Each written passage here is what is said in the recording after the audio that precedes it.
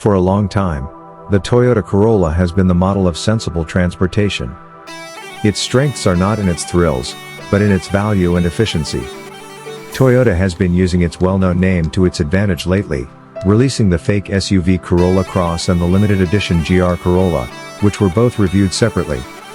There are still two main types in the Corolla lineup, the sedan and the hatchback. Both have an inline-4 engine with 169 horsepower and an automatic transmission. The Corolla is predictable and easy to deal with, even if its speed isn't great.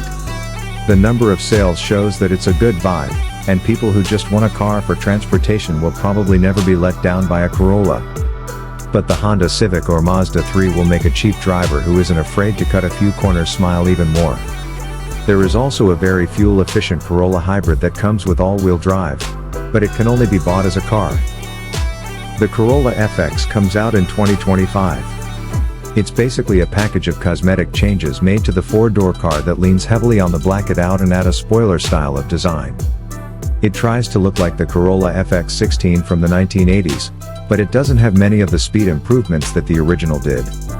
Shorter springs make the car a little lower, and retuned electric power steering is said to make it feel more sporty. 18-inch satin black metal wheels with machined accents, a blacked-out roof, a rear spoiler, and black bumpers and mirror caps are some of the exterior changes.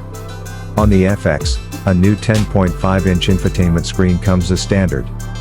The rest of the 2025 Corolla range will offer this screen as an option. It has a 2.0-liter four-cylinder engine that makes 169 horsepower and a continuously variable automatic transmission, CVT, that sends power to the front wheels. The engine is the same for all hatchbacks, but the sedan also has a hybrid powertrain. Our tests of the Corolla SE hatchback and the Corolla XSE sedan showed that these two Toyotas were very careful in town and steady on the highway, but they needed some time to get going, and hard acceleration made the engines sound bad, which took away from their smoothness. Both the car and the hatchback versions of the Corolla have a smooth ride that smooths out most bumps. Their controlled body movements also make them more agile than earlier versions.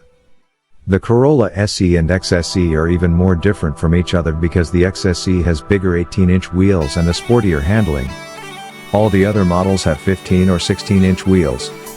Still, the Corolla's progressive handling is good enough, but not great when compared to competitors like the Mazda 3 and Honda Civic, which are sporty and fun to drive.